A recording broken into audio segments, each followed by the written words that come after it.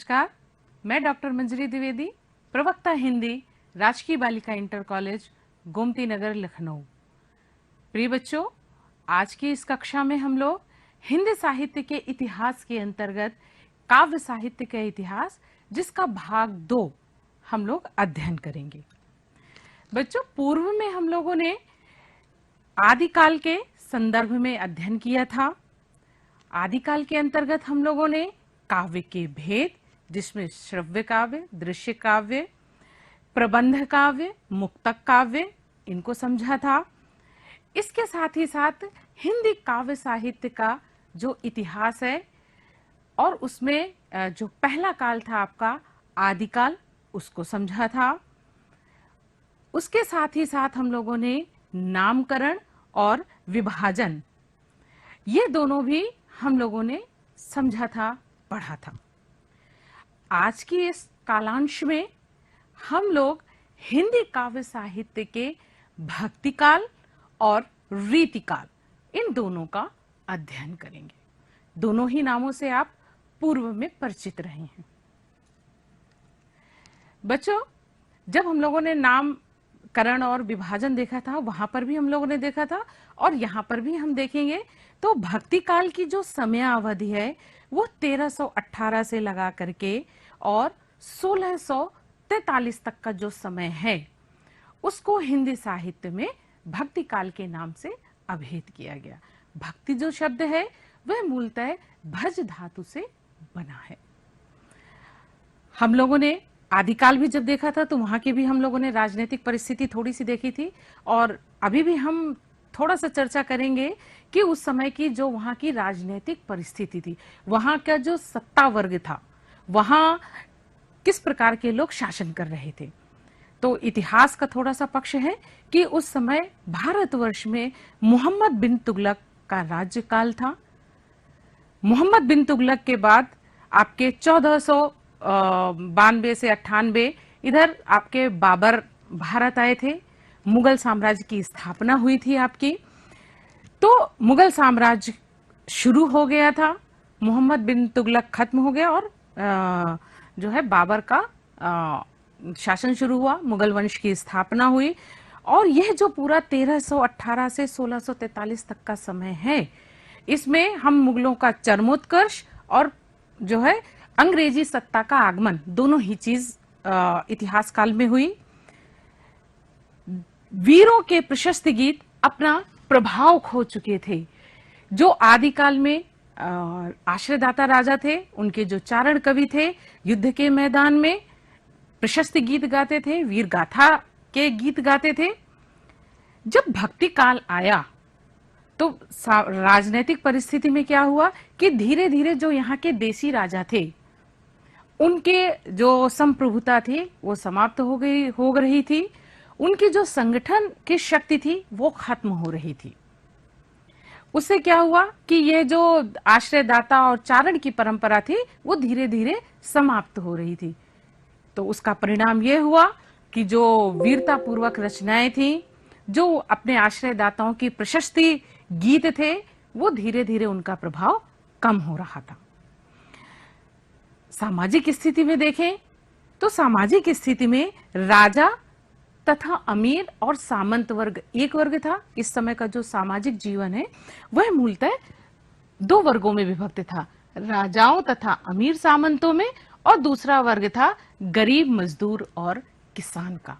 अर्थात एक वर्ग उच्च वर्ग या जिसे अमीर वर्ग कहा गया, धनाढ्य वर्ग कहा गया, और दूसरा वर्ग शोषित का कहा गया, गरीब का कहा गया, मजदूर का कहा गया और किसान का कहा गया। इस तरह की यहाँ की उस समय की जो भक्ति काल की जो परिस्थिति है, उसमें सामाजिक ढांचा इस तरह से था। अब इसका परिणाम क्या हुआ कि अमीर वर्ग और गरीब वर्ग में क्या हुआ कि उसमें तमाम तरह की कुरीतियां आ गईं। उसमें पर्दा प्रथा आ गई, उसमें छुआछूत आ गई, उसमें अंधविश्वास आ गया, उसमें पाखंड आ गया। इस तरह की तमाम जो बुराइयां थी आ गई समाज में। विजातीय शासक हिंदू जनता पर अत्याचार कर रही थी। जो बाहर से आने वाले शासक थे, जो बाहर से आने वाले आतताई थे, उन्होंने क्या किया, जो यहाँ की जनता थी उस पर तमाम तरह से अत्याचार करने लगे, उनको मारने पीटने लगे, उनको जबरदस्ती उनका धन लेने लगे, उनकी बेटियों को ले जाते, तो तमाम तरह की ये अत्याचार यहाँ की जनता के साथ होने लगे। ऐसी विषम परिस्थिति में जब यहाँ का कोई राजा नहीं, यहाँ का कोई शासक नहीं, यहाँ कोई जो है आम जनता की बात सुनने वाला नहीं, आम जनता की परेशानियों को कोई समझने वाला नहीं, ऐसी परिस्थिति में मानव का मन, यहाँ के लोगों का मन मुरझा गया। वो ईश्वर से भी एक तरह से हट गया। उनको ये था कि अब हमारी स्थिति ऐसी बनी रहनी है, कोई आने वाला नहीं है, सुधारने वाला नहीं है, तो यही स्थिति बनी रहनी है। ऐसे मुरझाए हुए मन के साथ जब भक्तिकालीन कवियों का आगमन हुआ, जिसमें सूरदास, जिसमें तुलसीदास, जिसमें कबीर, जिसमें जायसी, ऐसे कवि जब आए, उनके सगुण और निर्गुण काव्यों को सुना, तो यहाँ की जनता का मन हरियाली से भर गया। थोड़ी उनमें से आशा की किरण जागृत हुई।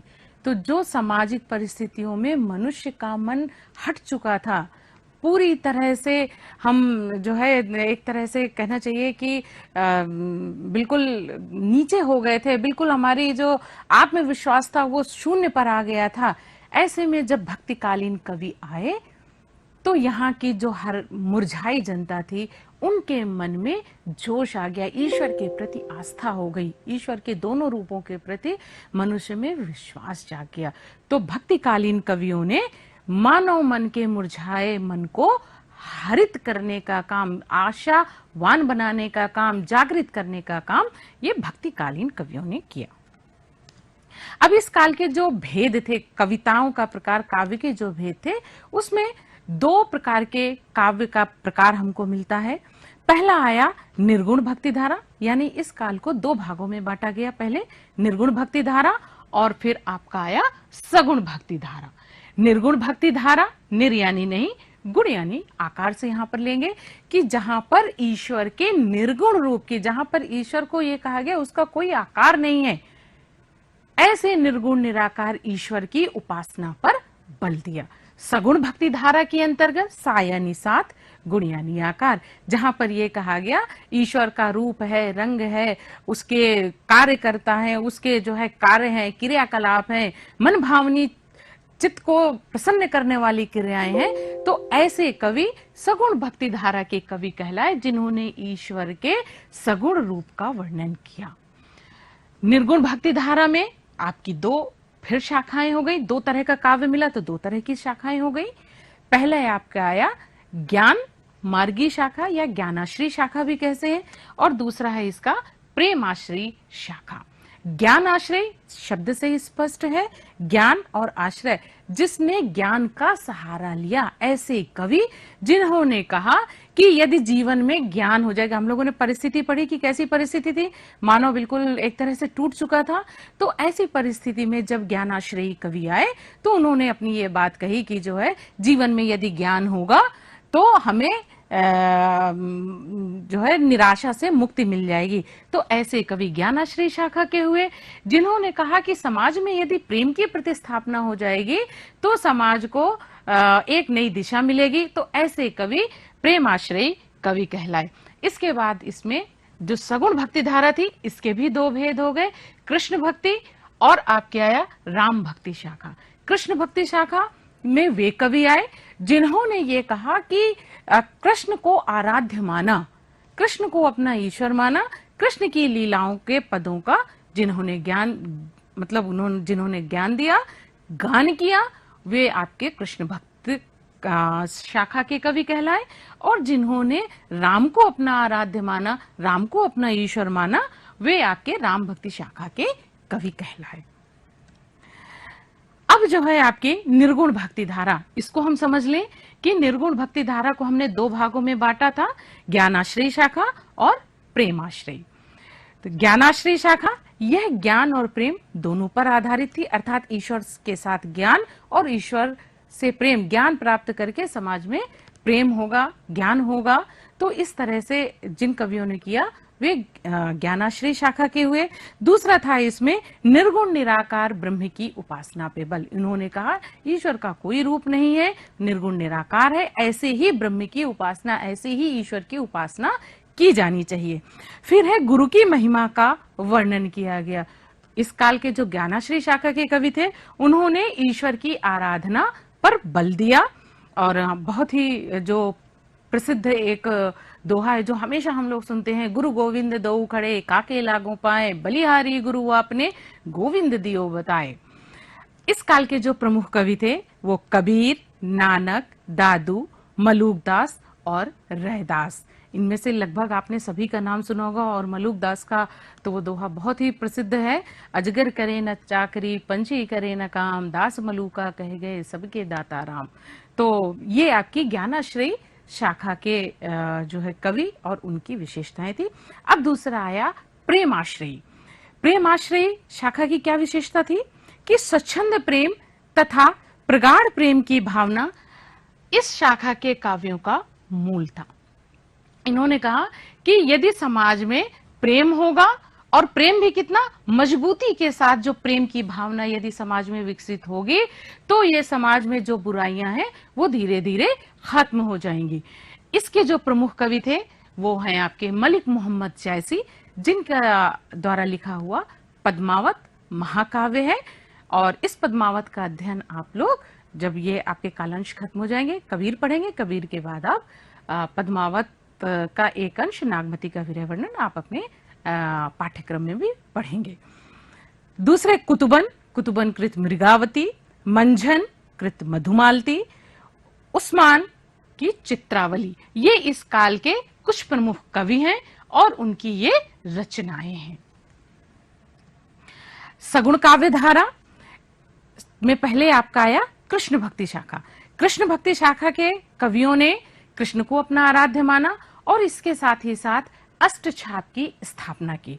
अष्ट यानी 8, तो 8 ऐसे 8 कवियों का समूह बना, उनको अष्ट छाप कहा गया, जिसमें आपके सूरदास, कुंभनदास, नंददास, परमानंद दास, चतुर्भुज स्वामी, छीत स्वामी और गोविंद स्वामी, ये सारे के सारे अष्ट छाप के कवि कहलाए। जो कृष्ण काव्य है वह मुख्यतया आपका ब्रिज भाषा में लिखा गया है। ब्रिज भाषा का प्रयोग व्यापक रूप से इस समय हुआ। दूसरे आपके कवि आए राम भक्ति शाखा के कवि। राम भक्ति शाखा के कवियों ने राम को अपना आराध्य माना, राम को अपना ईश्वर माना, राम के लोकनायक रूप की प्रतिस्थापना की, राम के लोकनायक रूप की उपासना की गई थी। उन्होंने राम को संसार का नायक माना। लोक मंगल की भावना इस शाखा की प्रमुख विशेषता है कि इस शाखा के कवियों ने समाज में मंगल की भावना हो ऐसा वर्णन अपने काव्यों के माध्यम से किया। और इसके जो सर्व प्रमुख कवि हैं वो हमारे तुलसीदास जी हैं, और जिनके द्वारा लिखा गया रामचरितमानस न केवल साहित्य में, केवल साहित्य जगत की वो अनुपम कृति नहीं है, बल्कि जनमानस के हृदय में विराजमान है। आज भी घरों में रामचरितमानस की पुस्तक को पवित्र ग्रंथ के रूप में माना जाता है, उसका पठन पाठन किया जाता है। इस काल के जो अन्य कवि हैं वो आपके नाभादास, अग्रदास हैं। राम काव्य मुख्यतः आपका अवधी भाषा में लिखा हुआ है। अब भक्तिकालीन की प्रमुख प्रवृत्तियां,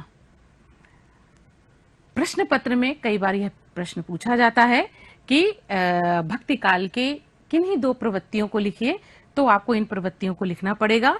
ईश्वर के सगुण एवं निर्गुण रूप की उपासना की, गुरु की महिमा को स्वीकार किया गया, लोक मंगल की भावना का विकास हुआ, बहुजन हिताय की भावना आई और अहंकार के त्याग पर बल दिया। जब मैं था तब हरि नहीं, अब हरि है मैं नाही, सब अंधियारा मिट गया जब दीपक देखा माही। तो यहाँ पर अहंकार, तो इस काल की ये जो प्रमुख प्रवृत्तियां थी उसमें जो है अहंकार को नष्ट करके समाज में एक चेतना का स्वर फूंकने का कार्य इस काल के कवियों ने किया। अब हमारा आया रीतिकाल। रीतिकाल जिसकी समय अवधि है 1643 से लगा करके 1843 तक का जो समयावधि थी उसको हमने रीतिकाल कहा। रीति काल जो शब्द है वो रीति शब्द है, वह आपका रीति का अर्थ होता है परंपरा, जो परंपराओं को लेकर के चले। किसी भी काल की जो विशेषताएं हैं वो एकदम से उभर के नहीं आ जाती हैं कि आज भक्ति काल खत्म हुआ कल रीति काल आ गए।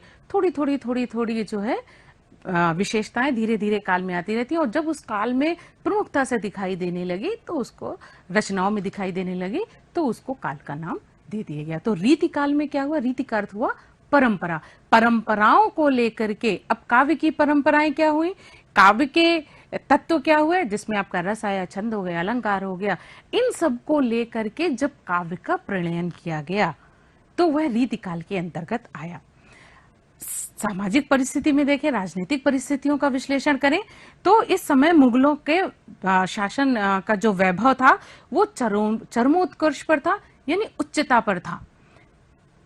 बाबर के बाद आपका हुमायूं, अकबर, शाहजहां के काल में बहुत सारे हमारे जो किले वगैरह सब बनवाए गए। तो ये मुगलों के चरमोत्कर्ष था और धीरे धीरे धीरे उसके पतन का समय था। यदि इतिहास के दृष्टिकोण से देखें तो 1600 ईस्वी में आपके ईस्ट इंडिया कंपनी की स्थापना हो चुकी थी, तो मुगल जो है अंग्रेजों का भी आना हो गया था। इस युग का सामंतवादी वर्ग घोर विलासिता में डूबा हुआ था।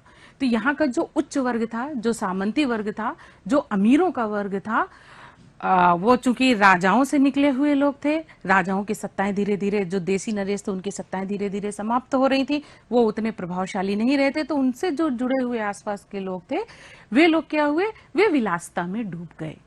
उनके पास धन था, उनके पास वैभव था, उसका वो प्रयोग करने लगे। अंग्रेजों ने अपने पैर पसारने प्रारंभ कर दिए। मैंने आपको जैसे बताया कि ईस्ट इंडिया कंपनी की स्थापना हो गई। अंग्रेजों ने भी यहाँ देखा कि यहाँ का जो है देसी राजा कोई नहीं है, भारतीय राजा कोई भी इतने मजबूत और शक्तिशाली नहीं है। मुगलों का प्रभाव देखा तो उन्होंने भी व्यापार के माध्यम से भारत में प्रवेश कर लिया था। श्रृंगार की प्रमुखताओं के कारण इसे आचार्य विश्वनाथ ने श्रृंगार काल भी कहा। जो रीति काल है उसका एक दूसरा नाम भी है श्रृंगार काल। और प्रश्न पत्र में छोटे ही प्रश्न आते हैं, एक एक नंबर के आते हैं, तो उसमें कई बार इस प्रश्न को भी किया जाता है कि रीति काल को श्रृंगार काल की संज्ञा किसने दी, तो आपको उत्तर में लिखना होगा आचार्य विश्वनाथ जी ने। अब यहाँ के जो काव्य थे वो हमें दो प्रकार की रचनाएं प्राप्त होती हैं। इस समय काव्य के दो या भेद कह लें, या जो रचनाएं हैं उनमें दो तरह के लक्षण दिखाई देते हैं। पहला आपका रीतिबद्ध काव्य और दूसरा आपका आया रीति मुक्त काव्य। दोनों को देखिए अभी समझेंगे हम लोग।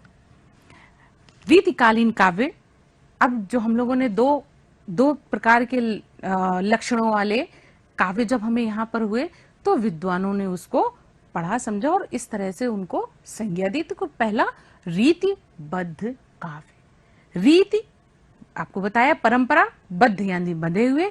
ऐसे कवि जो रीति परंपराओं से बंधे होने के कारण जिन्होंने परंपरागत काव्यों का प्रणयन किया।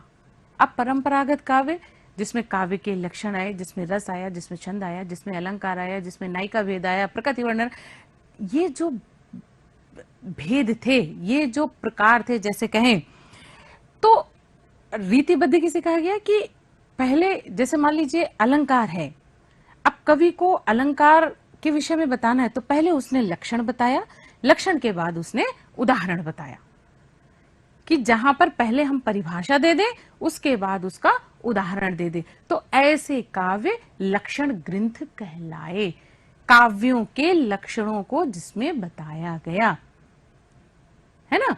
जैसे आपका कहा जाए कि अनुप्रास अलंकार है या यमक अलंकार है, यदि यह बताना है तो पहले हमने उसकी परिभाषा दी कि जहां पर एक शब्द की आवृत्ति, एक वर्ण की आवृत्ति बार बार होती है, वहां पर हमें अनुप्रास अलंकार होता है। तननी तनुज तट तमाल तरवर बहुछाए, उसका उदाहरण दे दिया है ना। तो इस तरह से काव्यों के लक्षणों के साथ जिन्होंने ग्रंथ लिखे वे ऐसे कवि रीतिबद्ध कवि कहलाए और ऐसा साहित्य रीतिबद्ध साहित्य कहलाया।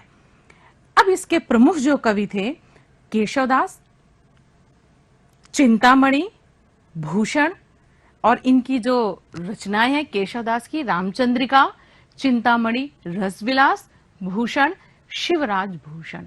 केशवदास को आप लोग अपने पाठ्यक्रम में भी पढ़ेंगे और केशवदास को इस काल का प्रमुख कवि कहा गया। और जो रीतिबद्ध कवि हैं इनको आचार्य कवि भी कहा जाता है, क्योंकि इनके काव्यों में आचार्यत्व के लक्षण होते हैं, बहुत बहुत पंडिताईपन के लक्षण होते हैं, बहुत ज्ञान के जो है लक्षण दिखाई पड़ते हैं इनके काव्य में। तो ऐसे कवि, रीतिबद्ध कवि जो है वो आपके आचार्य कवि भी कहलाए। और उसमें भी आपके जो केशवदास जी हैं उनको कठिन काव्य का प्रेत कहा गया। अब इसी में क्या हुआ कि कुछ ऐसे कवि थे जिन्होंने लक्षण ग्रंथ नहीं लिखा, किया क्या, लक्ष्य ग्रंथ लिखा, केवल उदाहरण दे दिए, केवल उदाहरण दिया। तो ऐसे कवि जिन्होंने परिभाषा ना लिख करके केवल उदाहरण को सृजन किया, उदाहरण ही दिए, ऐसे कवि रीति सिद्ध कवि कहलाए। उनको रीति सिद्ध हो चुकी थी, वो लक्षण न लिख करके केवल उदाहरण के माध्यम से अपने काव्य ग्रंथ को जिन्होंने लिखा वे रीति सिद्ध कहलाए। रीति सिद्ध कवियों में सर्व प्रमुख कवि और रीतिकालीन कवियों में सर्व प्रमुख कवि हमारे बिहारी लाल जी आते हैं। बिहारी लाल जी रीति सिद्ध कवि कहलाते हैं। और प्रश्न पत्र में यह प्रश्न भी पूछा जाता है, किसी एक रीति सिद्ध कवि का नाम बताइए, है ना, तो आपको बिहारी लाल लिखना पड़ेगा। बिहारी लाल ने एकमात्र पुस्तक है जो बिहारी सतसई के नाम से है। सतसई, सत यानी 7, सई यानी 100, जिसमें 700 दोहों का संकलन है।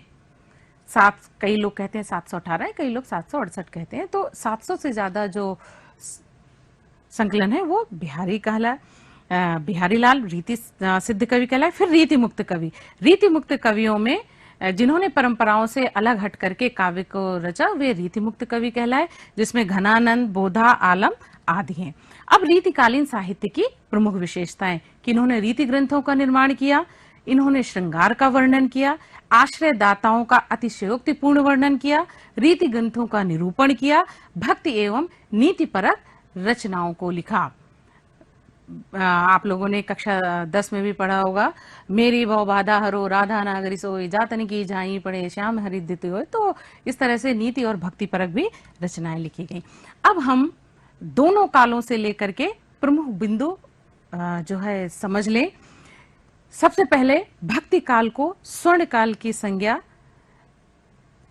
डॉक्टर ग्रियर्सन द्वारा दिया गया है। डॉक्टर ग्रियर्सन ने जो भक्ति काल है उसकी एक कोई शाखा नहीं, पूरा का पूरा जो भक्ति काल है उसको जो है स्वर्ण काल डॉक्टर ग्रियर्सन द्वारा दिया गया है। ये जो छोटे छोटे मुख्य बिंदु है ना, ये आपके प्रश्न पत्र के हिसाब से भी तैयार किए गए हैं। ज्ञान आश्रय शाखा के कवि संत कवि कहलाए। कई बार प्रश्न पत्र में पूछा जाता है संत कवि, किन्हीं 2 संत कवियों के नाम लिखिए, तो ज्ञानाश्रय शाखा के जो कवि हैं वो संत कवि कहलाएंगे। प्रेम आश्रय शाखा के कवि सूफी कवि कहलाते हैं। रीति काल को श्रृंगार काल भी कहा जाता है। आपको पूर्व में भी बताया गया कि ये जो है विश्वनाथ जी ने इनको श्रृंगार काल नाम दिया था। गागर में सागर बिहारी लाल के दोहों के लिए कहा गया कि बिहारी लाल के जो दोहे हैं उनको गागर में सागर की उपाधि दी गई थी। गागर में सागर किस कवि के दोहों को कहा जाता है, तो आपको लिखना पड़ेगा बिहारी लाल के। तो बिहारी लाल का एक बहुत प्रसिद्ध दोहा है, नहीं पराग नहीं मधुर मधु नहीं विकास इही काल, अरी कली ही सो बिंदो आगे कौन हवाल। और उनके संदर्भ में 2 पंक्तियों का एक दोहा और भी है कि सतसैया के दोहरे जो नावक के तीर, देखन में छोटे करे घाव करे गंभीर। देखन में छोटे लगे घाव करे गंभीर। तो कई बार होता है कि ये सतसैया वाला जो है ये पूछा जाता है। ये सारे बिंदु आपके प्रश्न पत्र के हिसाब से ही हैं। केशव को कठिन काव्य का प्रेत कहा गया है।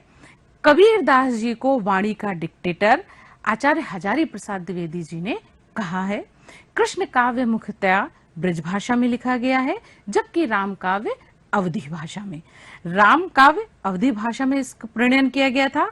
और इस काल के जो प्रमुख ग्रंथ है आपका वो रामचरित मानस है। बच्चों, यह आपका भक्तिकाल और रीतिकाल, यह दोनों यहाँ पर समाप्त हुए और पूर्व में हम लोगों ने आदिकाल भी पढ़ा था। इसके साथ ही साथ ये गृह कार्य है, इसको भी आप अपने उत्तर पुस्तिका में अवश्य कर लीजिएगा। पहला प्रश्न, भक्ति काल को कितने भागों में विभक्त किया? तो भक्ति काल का जैसा आपको बताया गया है उसी तरह से आप या तो वैसा चार्ट जैसा बना लीजिएगा, अन्यथा बिंदु के अनुसार अंकित कर दीजिएगा। संत काव्य धारा के 2 कवियों के नाम लिखिए। तो संत काव्य धारा के कवि किन्हें कहा गया, वो उनका नाम लिखना है। फिर सूफी काव्य धारा के 2 कवियों के नाम। लोकमंगल की भावना किस काल के कवियों की विशेषता है? अष्टछाप का संबंध किस काल से है? किन्हीं 2 रीतिबद्ध कवियों के नाम लिखिए। किन्हीं 2 रीति मुक्त कवियों के नाम लिखिए। कठिन काव्य का प्रेत किस कवि को कहा है? बच्चों, जो मुख्य बिंदु है उसको भी और इन प्रश्नों को आप तैयार कर लीजिएगा और प्रश्न इसी तरह से आते हैं।